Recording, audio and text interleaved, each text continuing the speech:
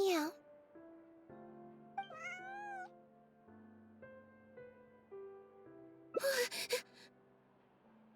Oh, it's you. 1 second. Now activating chat mode. You made me jump there. I thought they'd finally caught me. Well, my heart rate did. Jumped up a little, I mean. Objectively speaking, the trouble was entirely of my own making. Half an hour ago, I was at Hotel de Boer for a drinks reception.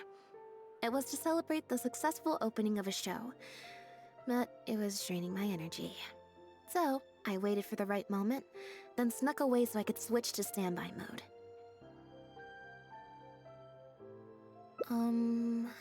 Probably because I'm playing the lead role in the show? Is that so surprising? I'm always getting invitations to do solo performances. I just usually get Linny to write back and turn them down. But then came the Fontanalia Film Festival. We took all the kids from the House of the Hearth out to see a film, and after it finished, they all started clamoring for me to try out acting for some reason. Even Linny was chanting along with them. Anyway, it just so happened that a director called Mary had sent me an invitation right around then. I'll spare you the details, but basically, I ended up accepting it. Yep, you nailed it. I'm playing the role of a puppet. In fact, the show's called The Lost Puppet, and it's a masked mime show. So, I don't have to do any facial expressions or say any lines. Literally just a series of physical movements. The director says it's a very avant-garde art form. Art is not comprehended by the mind, but felt in the heart. At least, that's what the director says. Anyway, if nothing else, the opening performance seemed to go down well. At the drinks reception, everyone was crowding around me, saying, "Triumphant character portrayal, faithful adaptation of the original work, unequivocally, quintessentially avant-garde," and stuff like that. But being the center of attention is draining. So the moment they left me to go harass the director instead, I was out of there. The other thing is, some weird things happened while I was on the stage.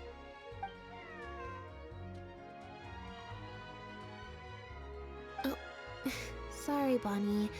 I didn't mean to leave you out of the conversation. My bad.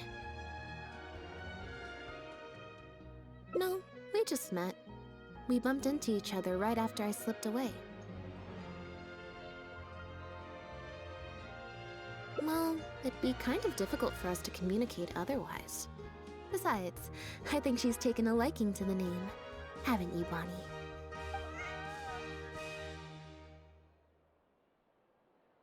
Yeah, that's right. Good kitty. We'll go find your owner soon, I promise.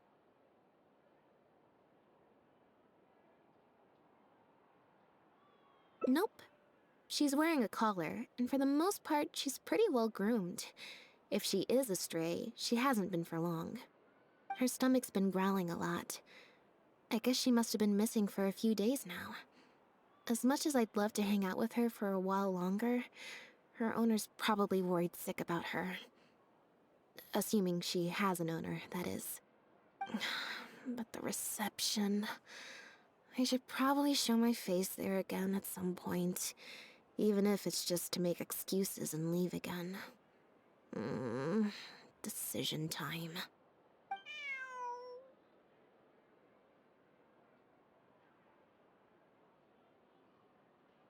Well, I just find it exhausting, thinking through all the different ramifications of different choices and so on. That's more Linny's area than mine. So, unless it's something really important, I usually just leave the decision-making to him.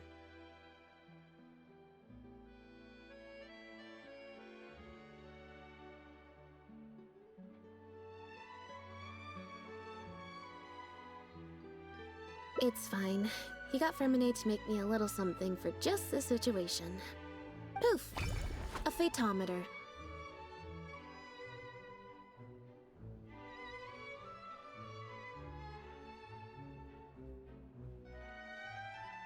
It looks pretty over the top, I know, but it's essentially just a box of cards. He kept the design simple, so it'd be harder to break. The way it works is, I pick a card at random, then look at the number on the card.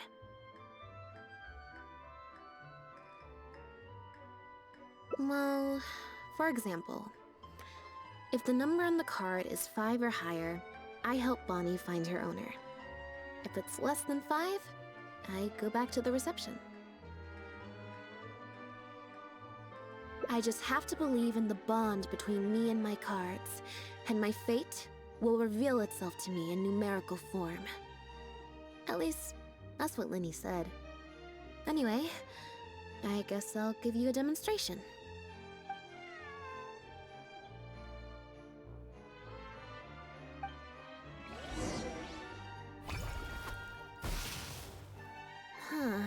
I didn't like that.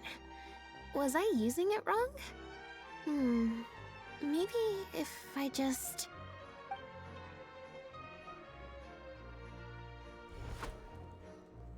Clearly, there's some design flaws to iron out. I'll have to let Fremine know.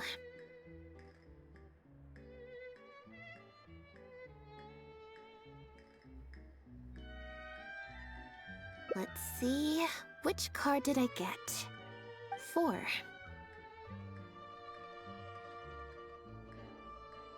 Well, the cards fell on the ground though, so I don't think it counts as fate. If you want to get the right answer, you have to let fate decide.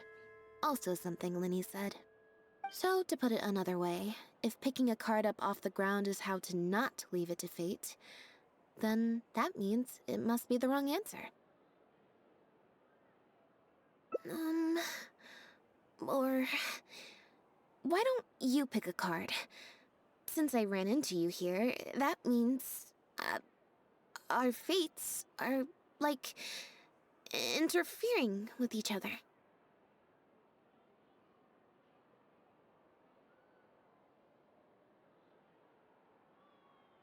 Thank you. This one is final, I promise. Here, take the fatometer. If it's 5 or above, that means fate successfully changed. Anything lower than 5 is a fail. Also, if you have your own thoughts about what I should do, feel free to share it. Now that I've got a good problem solver here to help, I don't need to run every little thing by fate.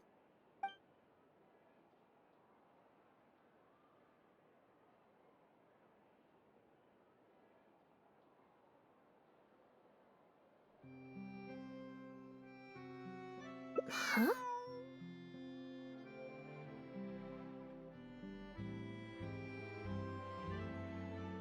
What you're saying is, since nobody's come looking, I can just keep hanging out with Bonnie for a bit longer?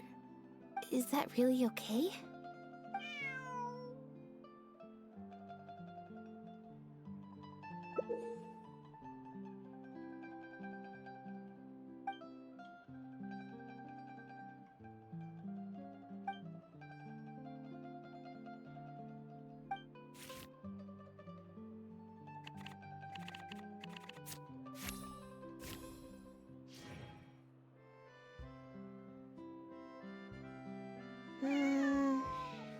Maybe not.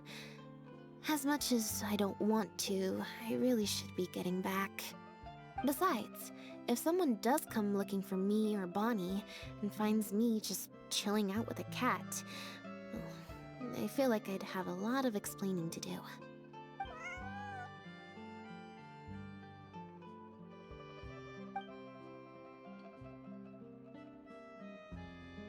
So, we're looking for Bonnie's owner?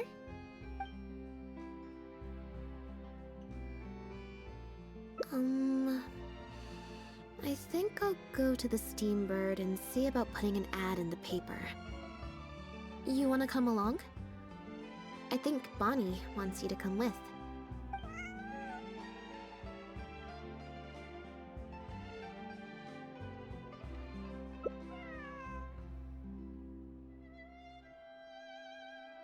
Every stupendous day starts with a Steambird! Oh, hi Lynette. Hi Traveler. What can I help you with? I don't think so. Have you picked up a stray? Yep. If there's no commission to follow up on, could we post a notice about the missing cat instead? Why, of course. What a kind thing to do. Just fill out the form.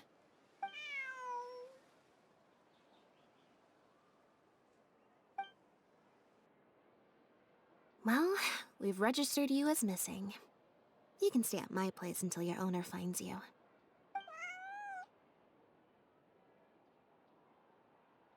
Also, I just wanted to say thanks for keeping us company for so long. Well, I should probably head back to the drinks reception. Hopefully most of the people have left by now. If you've got some time, you should stop by my place tomorrow to see Bonnie. There's a nice cup of tea in it for you. Alright, see you then.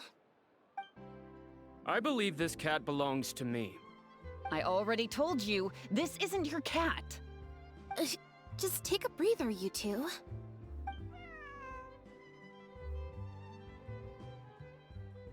Oh, you're here. As you can probably see, you'll have to take a rain check on that tea I promised you. At least for now. This is my friend's cat. He's preoccupied with some important business, so I came to retrieve her in his stead.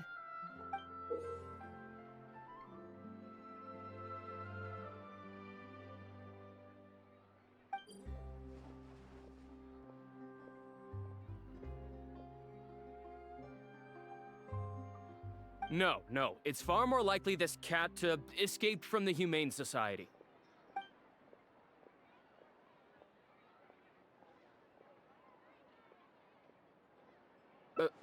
Bonnie? That's the name I've given her in the meantime.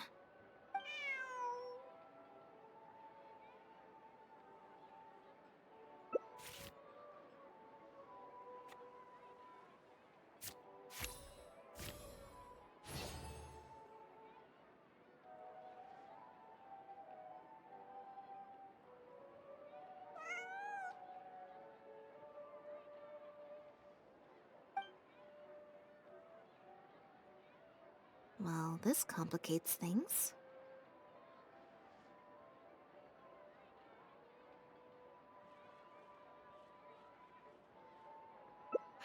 I told you before. This is my friend's cat. It's normal for her not to trust me. Listen, I'm the director of the Humane Society, okay? We've got so many strays, dogs, cats, you name it. I'm not even the one feeding them most of the time. You can hardly expect the cat to recognize me.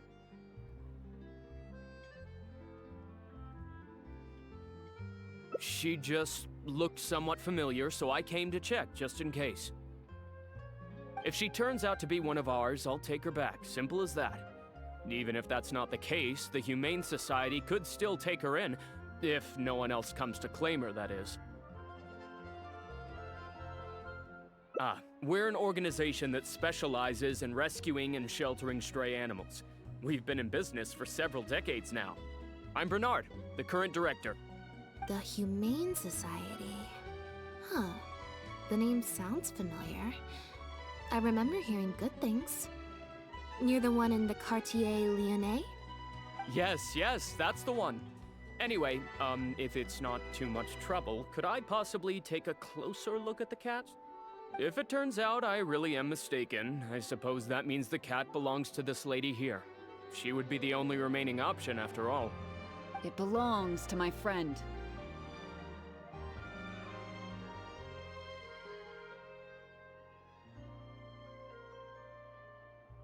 Go on, Bonnie.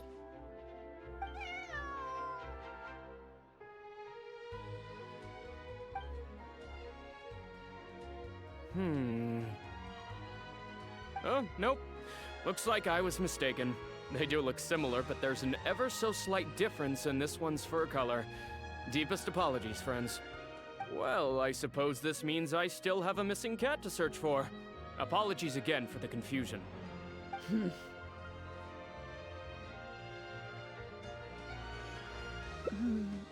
Oh, yes, exactly. Wait a second. You lied earlier, didn't you? Lied? I'm afraid I don't know what you mean. A liar always has a tell. The look in their eyes, their breathing pattern, the way they hold themselves. The things that can give you away are often more numerous than you would think. What are you talking about? The way I see it, you're conflating baseless conjecture with fact. Normally, when someone is called out, their breathing speeds up as they begin to panic. But your breathing pattern hasn't changed one bit. In fact, it's been strangely calm and measured this entire time. It stands to reason, then, that your agitated behavior earlier was all an act. If you're a bad guy, I'm sure you'll take off running the first chance you get. If you're a good guy, the most likely explanation is that you're a member of the Guards, or some similar organization. And you're basing this off of? Intuition. Nothing more. Intuition. Well, I have to hand it to you, Lynette. You're right. I'm a member of the Guards. The name's Elodie. I'm currently investigating a cross-border smuggling case. This cat here, Bonnie was her name? Well, her owner is one of the prime suspects of our investigation. A couple of days ago, our suspect got wind that we were on his tail and fled. That's most likely how he got separated from the cat. I just so happened to stumble upon your notice in the Steambird, so I decided to see if he'd come back for her. But it looks like I overestimated him.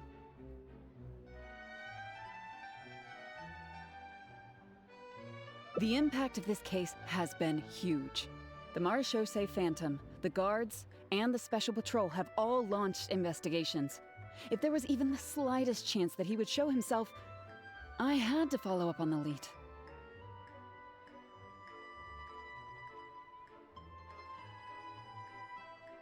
A new kind of illegal drug, imitation synth. We confiscated all the synth on the market, but addiction isn't something that goes away overnight. Even without substances on the market, people are still looking for a way to get their next fix. And criminals are all too eager to capitalize on that addiction. That was the impetus for imitation synth. Needless to say, a small-scale market opened up very quickly. After the original synth debacle, we put several measures into place to prevent similar incidents from occurring.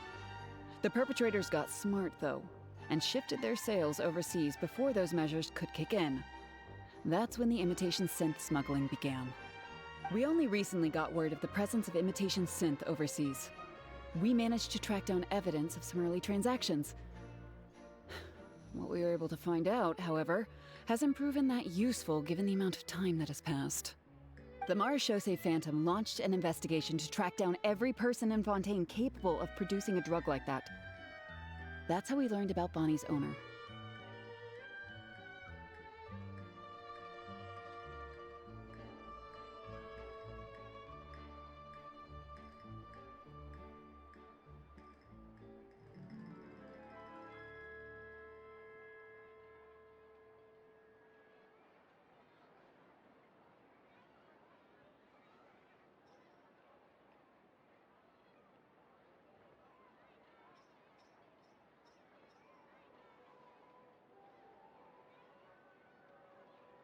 He's a researcher at the Fontaine Research Institute. His name is Pierre.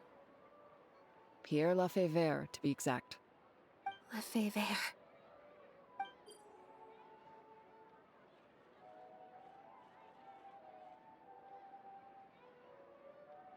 The Marechaussee Phantom found him in Poisson.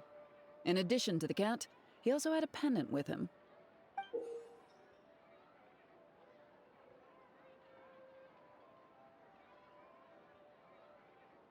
At first, there wasn't much cause for suspicion. A search of his house didn't reveal much to go off of either.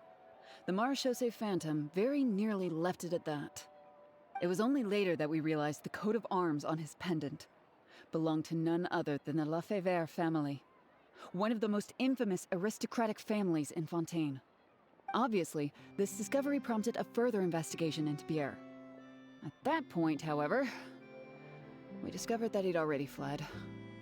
Now the Guards and the Special Patrol are all searching for him. That's not possible, actually. The Lefebvre family has been gone for a long time. Exactly. Many years ago, several important members of the family, including the patriarch, were murdered by an assassin of unknown origin. From that point on, family's power and influence took quite the hit. The family is engaged in all manner of crimes. As you can imagine, there's no shortage of people waiting in the wings to take their revenge. And with the family severely weakened, they were able to do just that. Most of the remaining family members succumbed to sickness or hunger. The ones that survived are currently living out their days under a new identity. Pierre is one of those very survivors. He's been hiding away in the Fontaine Research Institute all these years. His true identity unbeknownst to all. Until now, that is.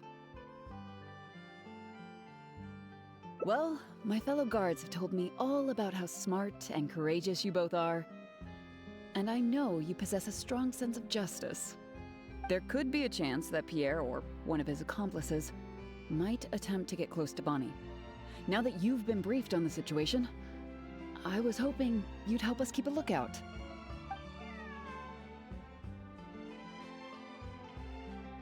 If I take Bonnie back to the guards with me, there's no way Pierre will try and come for her. Not even the most daring of criminals would attempt something like that.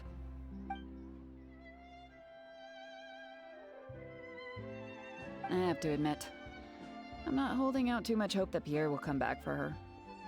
But if there's even the slightest chance, then it's worth a shot. Well, I've got some other leads to follow up on. If Pierre does appear, please contact me right away.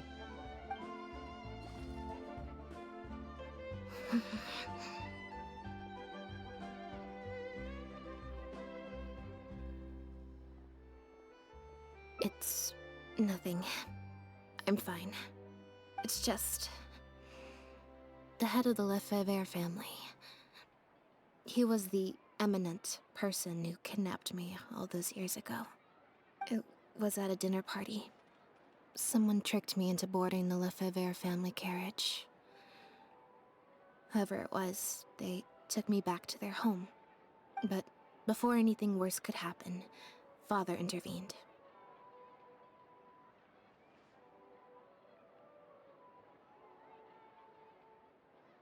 Yep. Father was the one who orchestrated the fall of the Lefebvre family. That's what led Lynette and I to join the House of the Hearth. After all these years. I never thought I'd hear the Lefebvre name again.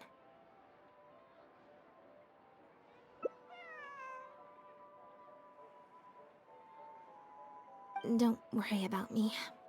I wasn't feeling sorry for myself. I was just thinking about Lynette. He's been acting strange recently. He avoids me for days on end, consumes himself with some secret investigation, and then out of the blue pushes me to do that acting job.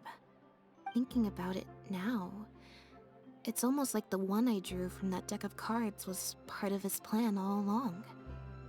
He must have asked Fermine to help him out. In any case, I know he's hiding something from me. He's really pulled out all the stops this time.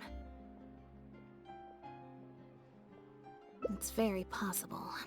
I'm sure he tried to send me away because he was afraid it would bring up some painful memories for me. It wasn't necessary, though. Even after all these years, he's still as overprotective as ever. You'll have to help me teach him a lesson if we run into him along the way. Yep. I want to head to the Fontaine Research Institute to learn more information about Pierre. Just let me activate search mode and then we'll head out. Who knows? Maybe we'll run into Lynette along the way. A little bit of both, perhaps. For the most part, though, I just have the sense that something's not right. Something isn't adding up about Pierre's story. I'm just not sure what.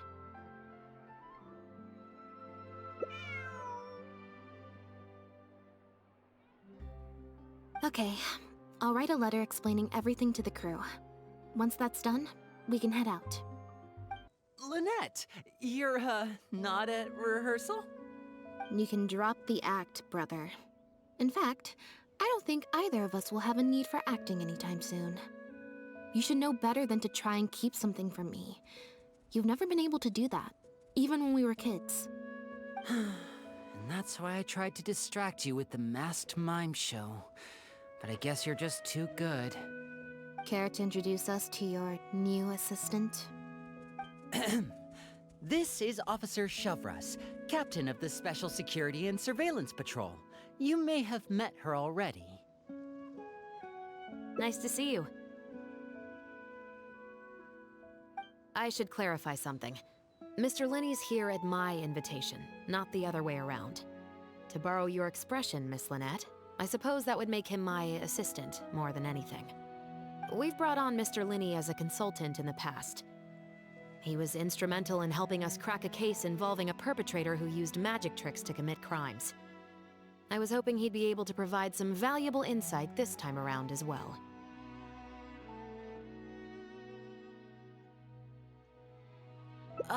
So you've heard everything then? That's exactly why we're here. There's always been questions surrounding the fall of the Lefebvre family. Some people even believe the House of the Hearth was involved. Whoever was behind it all was extremely cautious. They didn't leave a shred of evidence. This very fact, however, leads me to believe it was indeed the work of that Harbinger. I took a look at the entrance and exit records of all the carriages that night. Let's just say it wasn't hard to deduce that there's ill will between you two. Don't worry, I don't have any evidence to that effect, and I certainly don't plan on going to bat for such a despicable family. Plus, you were victims back then more than anything.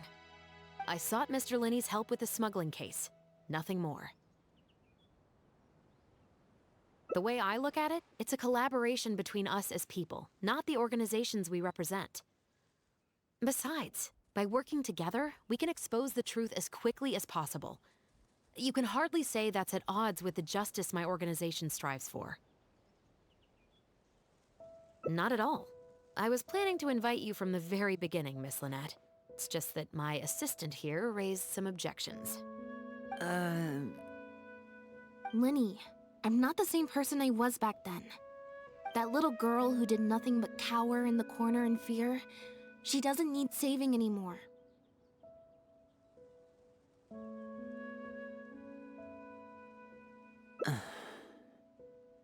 I'm sorry, Lynette. You're right. I let my concerns get the better of me. Oh, and the next time you want to distract me, you should try a different approach.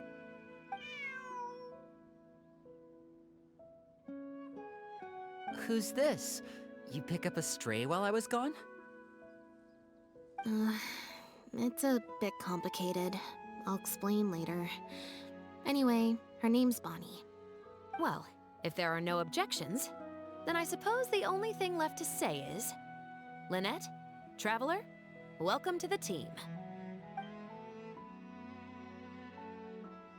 It appears the Lefebvre family was very particular in their use of insignias and emblems. The family would use different emblems to mark differences in status, blood relation, and the like. In fact, the insignia that was discovered on the pendant was used to represent an illegitimate child.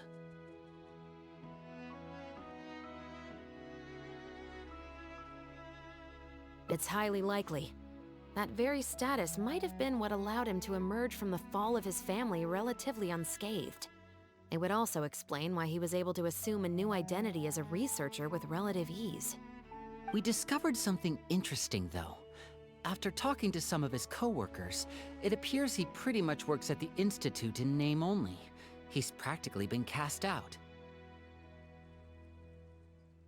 Apparently, Pierre was once addicted to synth. He tried to use the resources at the Institute to create a substance with a similar effect. He claimed it was just for research purposes, but the Institute revoked his access to the relevant materials regardless. He was placed on disciplinary leave, pending a thorough investigation of his actions. But it seems the Institute ran into some trouble along the way. Could have been a lack of personnel or a timing issue. In any case, they had to table their formal investigation into Pierre. Unfortunately, that also included reporting any relevant information to the higher authorities. As for his family background, it appears none of his co-workers at the Institute were aware of that information. All they could tell us was that he was quite the recluse. Other than the pendant, we didn't find anything else of note at his residence in Poisson. Based on the samples of imitation synth we've been able to analyze, it appears the substance leaves behind strong traces wherever it's produced or stored. Those traces might not be obvious to the casual observer, but they're not something our guard poodles would miss. Pierre's home, though, came up completely clean. We didn't find any records indicating possible involvement in overseas transactions either. So, the Marechaussee Phantom didn't view him as a major suspect at first. Maybe he had a separate, dedicated area where he made the imitation synth. Well, his neighbors did say he was often gone for long stretches of time.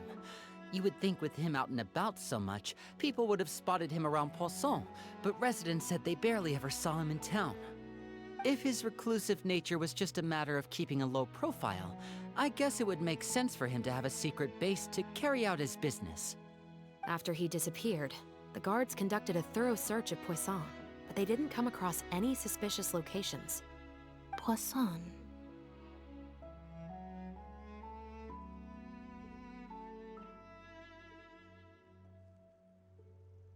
You know Hotel de Boer, where I first found Bonnie?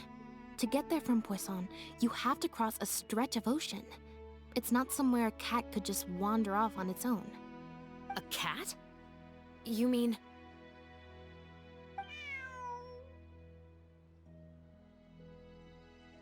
Bonnie is Pierre's cat. Oh, that's right!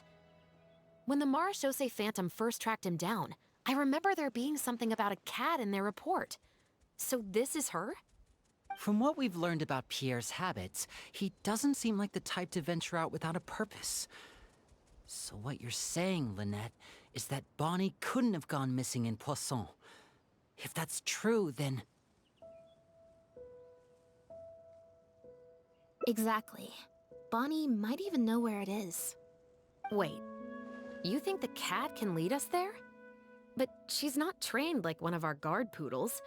How is she supposed to understand what we want her to do?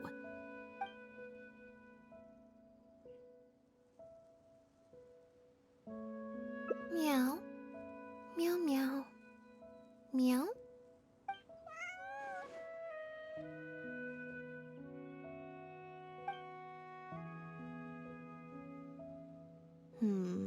Near the coast, the beach, and beneath the cliffs. The place we're looking for is most likely north of the Court of Fontaine. Well, I've certainly never taken a witness statement like this before. Well, if it works out, maybe it's something worth getting used to. Cats and humans are actually pretty alike. When it comes to communication, most of what we want to convey can be accomplished through body language alone. But humans tend to rely too much on speech to ever take advantage of that fact. Of course, body language has its limitations. You're not going to be able to get across anything too complicated. The important thing is that we now have a lead. Let's try and find a place that matches the clues Bonnie gave us.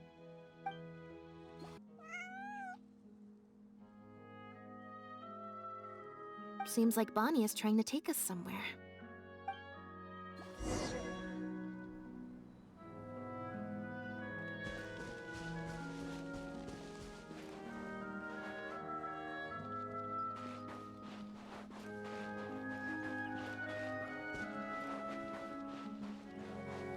Gardamet's ahead.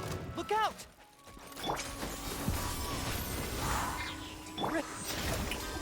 Let the world collide! Yeah! Lights out. Seize the skies! Hair!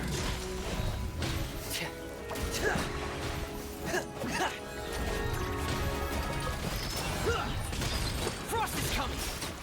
Hair!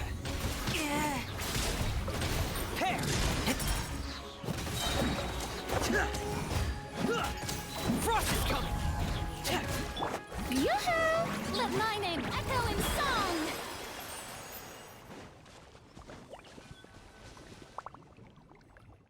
Wow, Lynette, you found this place so easily. If I thought there was any chance you'd say yes, I'd recruit you into the Special Patrol here and now. No questions asked. Sounds familiar. I pretty much receive letters daily from people trying to poach her from me. Let's just focus on our search. There's a lot to investigate.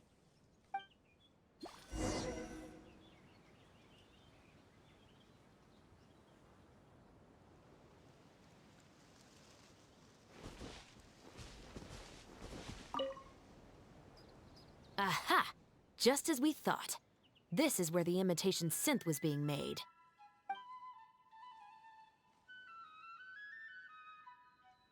Looks like he's got more than just imitation synths stashed around here.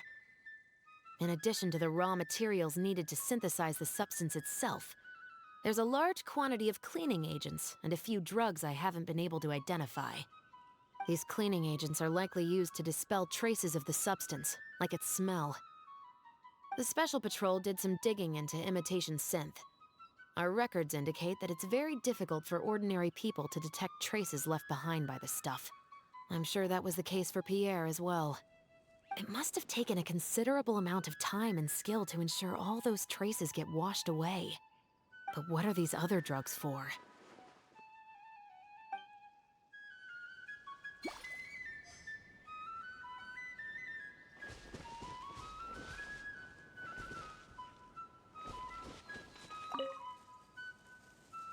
When the Marechaussee Phantom searched Pierre's house, there was no sign of these barrels, right? You're right. That doesn't seem like his way of doing things. How did he get them here, then?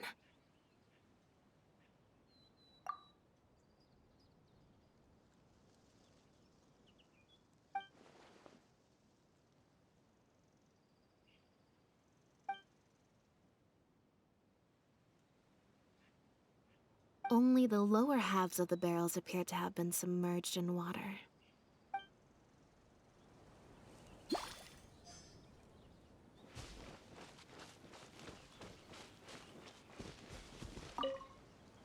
The material these bags are made of, it's quite rare.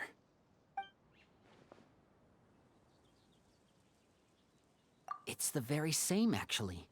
Romaritime flower fiber. But there's something special about the composition of these bags. I took a closer look, and it appears they're not only waterproof, but also corrosion and leak resistant. Even the strings look specially designed to keep the bags closed nice and tight. I came across some bags made of the same material just now, but they were much smaller and thinner. From the look of them, they seemed far less durable as well.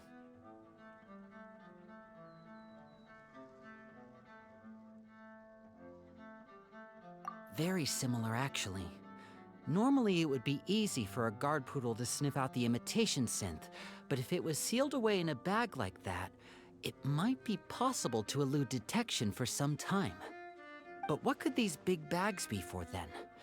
If the goal is to keep the imitation synth hidden and sealed away, these bags seem a bit too conspicuous. Based on the various ingredients we've found, this appears to be where Pierre was cooking up his imitation synth. It looks like he used a special cleaning agent to get rid of any residual traces of the substance on his person before he left. That's how he was able to get past the guard poodles.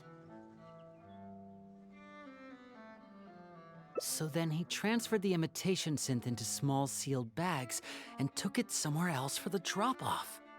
No. I don't believe our suspect is the kind of person who'd go around carrying incriminating evidence with him. That would potentially create too many eyewitnesses. The cleaning agent and the sealed bags might get past the guard poodles, but if a member of the public or even a guard on patrol happened to see him during the drop-off... The barrels we found were wet around the base, but the top half was dry. As if they'd been standing upright in the water.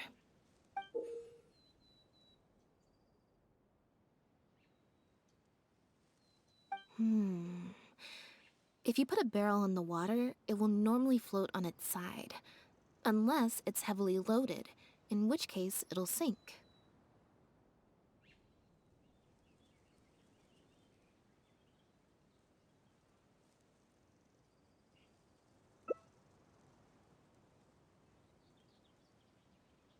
Yes. With flotation rings around the body of the barrels, they'd stay upright in the water. And then he could afford to load them more fully.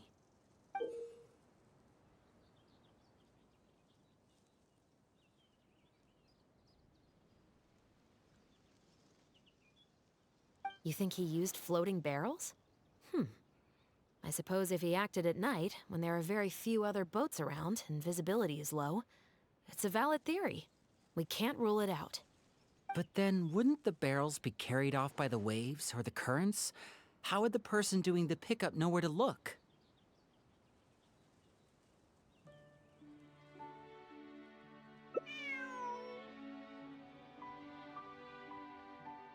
Traveler, can you come take a dip in the sea with me?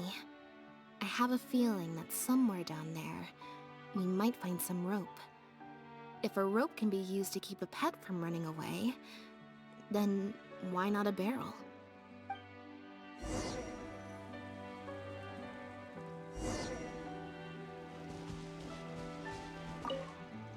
I can't believe how much progress we're making with this investigation. Without your help, getting this far would have taken me an awful lot of time and manpower.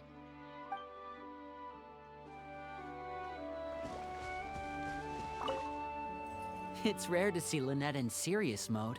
I wonder how long she'll keep it activated for. The wreckage of a small boat?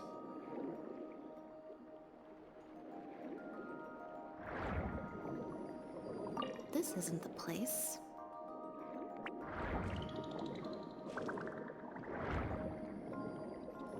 Got it. Time to go up and report.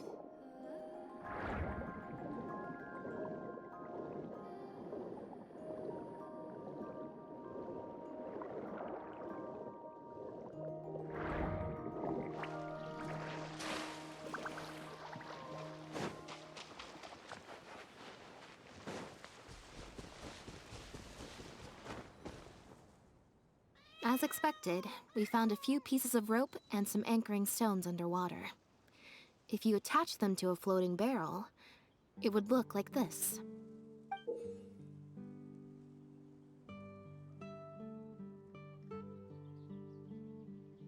With this anchoring system, it would be possible to use floating barrels for the drop-off. You would just need to drop them in the water at the agreed-upon location. We also came across the wreckage of a small boat. It must have been left out on the water and capsized due to the force of the wind and waves. Its small size, however, would have made it perfect for staying undetected. Let's talk this through.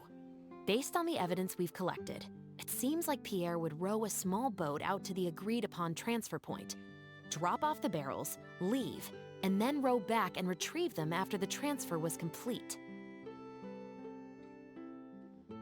It could be that he was trying to avoid meeting up with his associate face to face. As one of the sole survivors of the Lefebvre family, maybe he was just used to that sort of elusive lifestyle. It seems like Pierre deliberately chose the floating barrel method so that the goods could be dropped off and picked up at separate times. That way, the two parties wouldn't have to meet each other. Well, if that's the case, they must not have a very close working relationship. Let's not jump to any conclusions just yet. Assumptions can be detrimental to solving a case. It's possible they were just trying to keep a low profile. Two boats sailing to the same location at once could be too conspicuous. The most important thing is that we can now confirm Pierre wasn't acting alone. The floating barrel drop-off system is proof enough of that.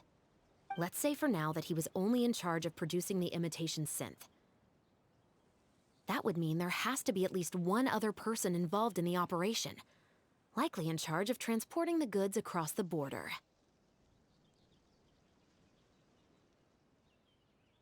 Since we've determined that the goods were transported by boat, maybe we can track down some travel logs or something. We can certainly check the various ports for that information. It's possible, however, that Pierre's associate also used a small boat for the transport, and docked along the shore rather than at a large port. If that's the case, it's unlikely there would be any record left behind. Absolutely. Before Pierre disappeared, we made sure to investigate all sorts of outward-bound vessels. We also had port authorities keep a lookout for anything suspicious. Unfortunately, we were never able to find out how they managed to get the imitation synth across the border.